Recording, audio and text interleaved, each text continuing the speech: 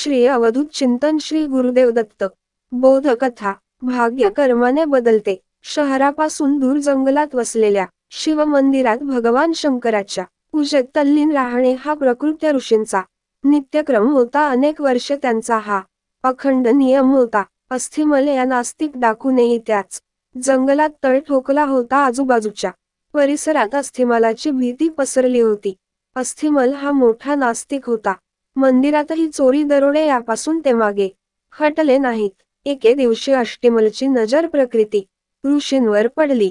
त्याला वाटले की हा ऋषी जंगलात लपलेल्या मंदिरात पूजा करतो, नाही तर त्याने मंदिरात खूप संपत्ती लपवली असावी। आज फक्त हीच लूट केली पाहिजे। अस्थिमलने ऋषी प्रकृतीला सांगितले की त्यांनी लपवून ठेवलेली सर्व संपत्ती शांतपणे माझ्याकडे सोपवा। ते पाहून ऋषी जराही अस्वस्थ न होता म्हणाले, कसली संपत्ती? मी येथे कोणत्याही लोभाशिवाय पूजा करण्यासाठी आलो आहे। लुटारूचा त्याच्या बोलण्यावर विश्वास बसला नाही। रागाच्या भरात त्याने प्रकृतीला जोरात ढकलले। ऋषी अडखळले आणि शिवलिंगाजवळ पडले आणि त्याचे डोके फुटले। रक्ताचा प्रवाह बाहेर आला। दरम्यान आश्चर्यकारक बाब म्हणजे ऋषी प्रकृतीच्या पडझडीमुळे अस्थिमल समोरील शिवालयाच्या छतावरून काही सोन्याची नाणी पडली। अस्थिमल हसला आणि म्हणाला, तू ऋषी होऊन खोटे बोलतोस।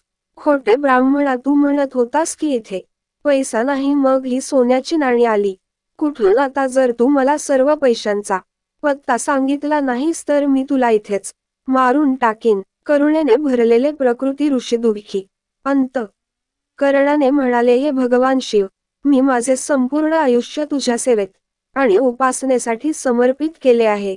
मग माझ्यावर असे कोणते संकट आले आहे? परमेश्वरा, कृपया माझे रक्षण करा। जेव्हा भक्त खऱ्या मनाने हाक मारतात तेव्हा मुचले काय येत नाहीत।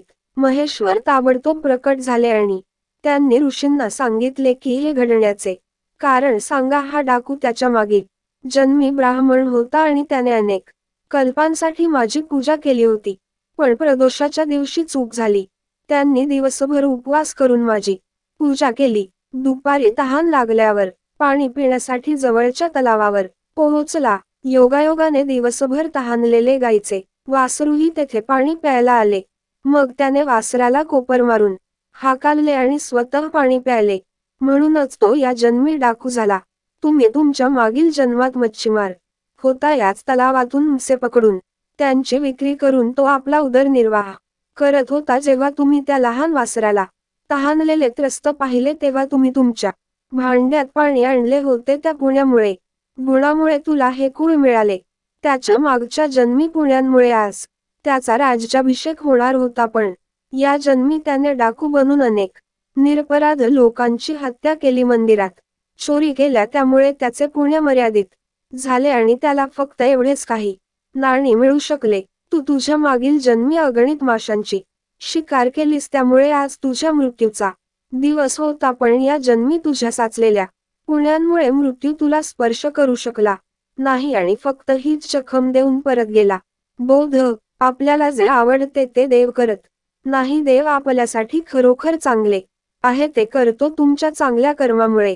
तुम्हाला काही संकट येत असेल तर समजा की अशा प्रकारे देवाने तुमचे मोठे संकट दूर केले आहे। आपली दृष्टी मर्यादित आहे, परंतु देव या जगात आणि पुढील जगामध्ये सर्व काही पाहतो आणि सर्व गोष्टींचा मागोवा ठेवतो। आपले वर्तमान, भूतकाळ आणि भविष्य सर्व मिळून आपल्यासाठी जे योग्य आहे ते आपल्याला देतात। देवाच्या शरण आश्रयाने राहा।